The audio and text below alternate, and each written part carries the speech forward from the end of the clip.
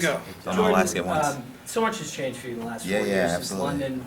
Family's been a big part of that. How has that changed, I guess, everything about you and I guess your approach to wrestling as well? It's changed everything, but it's changed nothing. And so the approach has always been to be the best in the world, one of the best ever. That's always been my ultimate goal as an athlete. And so my wife understands that. And she knew that when we were courting each other, when we were engaged and then married. She was like, listen, I'm a competitor. She grew up in a wrestling family. Her dad was a high school wrestling coach. She had 3 brothers who all wrestled. And so she understands the sport, and she knew what she was getting into. And so she is awesome. She actually wrote me a letter before this match tonight and tell me I was destined for great things. And I really appreciate that and respect that. But, you know, in the same token, it's been difficult. It's difficult to be a dad. It's difficult to be a husband and try to be the best wrestler in the world and balance all 3 at the same time. But I understand how awesome it is when you can do the 3 of them. And so I really want to be a living representation for all fathers throughout the country. Like, you can still be amazing in your particular field and be a career-driven man and be a great husband and great father as well. How does this feel compared to making the other Olympic team or the world teams?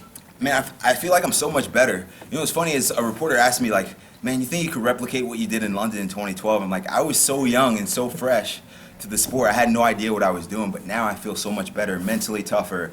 My skill set's significantly better. I feel stronger, more developed as a man, and I got a great team of people around me. And so I'm just excited. I'm excited, right? And I dominated. Like, it was crazy. 2012, it was a really close match. He actually tore his ACL in the first match, so I didn't even have to wrestle the second. And now here I am getting a tech fall in the second match. And so I'm excited, and there's a place here in Iowa City or Coralville that's a 24-hour donut place called Ertz Donuts. They look absolutely delicious.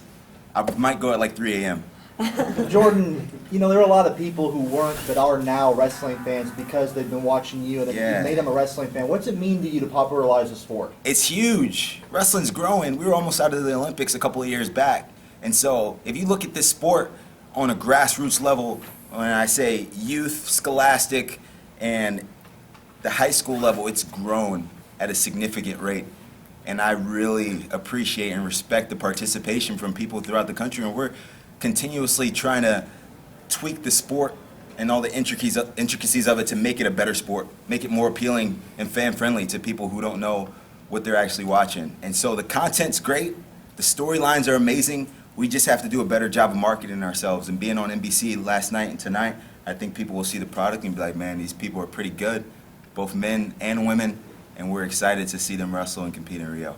Well, you mentioned the storylines. What do you think about one of your Olympic teammates lived in a truck for a while? That's crazy. I got an extra bedroom at my place. He's more than welcome to join. He's going to have to sleep in the same room as my son Beacon, though. It's wild, but this is what it's all about. It's all about the dream. That's why we are here. Like, everyone sold this dream from the time you're a kid. Like, if you become an Olympian, you win a gold medal, your life will be significantly changed forever. And you are forever an Olympic gold medalist. And so I think about the head start I had on life back in 2012, winning the Living the Dream Fund, being an Olympic gold medalist, and now really strategically planning and putting myself in position to repeat. And that means more sponsorships, more endorsements, and not only replicating my success, but improving upon it and being a dominant athlete this year. But I'm excited for everyone who made this team. If you can get through the gauntlet of the United States of America, make the team, beat another guy, best 2 out of 3, and put the dedication and sacrifice into the sport with really no guarantee at the end, that takes a lot of courage, And so I'm excited, and he gets a chance to win $250,000 this summer. So it's exciting for him as well. What's it going to take? What's that? What's it going to take in Rio to get another gold medal? Ooh, I don't know, a little bit more of that right there. I think this is just really a stepping stone. Making the team for a lot of guys is an amazing feat, but for me it's customary. I think that I expected to make this team, and that's what we trained to do. And so now we go back to the drawing board, we reset, reevaluate our goals, and try to improve upon the little things. I don't know who's going to be the best guy at the Olympic Games outside of myself, and so my Russian opponents, you know, Bader, are always extremely tough.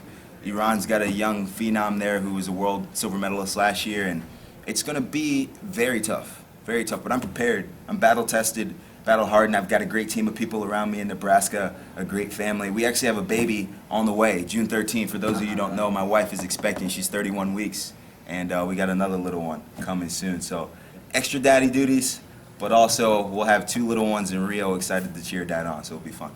Jordan, after you won in and the first one in Turkey, I remember asking you, could you imagine this a year ago? And you're like, no way, Absolutely no way. not. How much has your life changed since then? Oh, crazy, dude. Crazy. I was single. I was living in an apartment. I had a busted headlight on a Chevy Impala.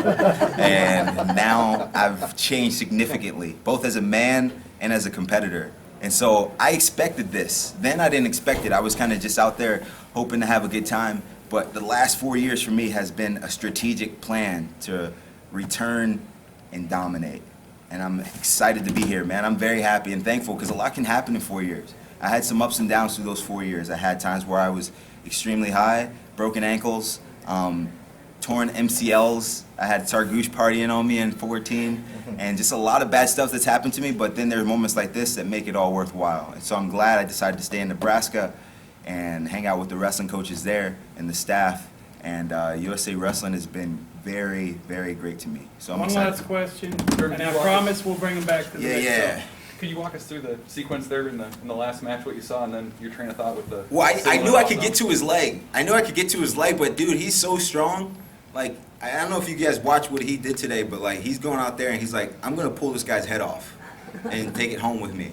And so I was like, man, this guy's strong. He's got amazing ties. He's a competitor. It's gonna be a battle. What can I do to kind of edge his just amazing position and deflect his pressure?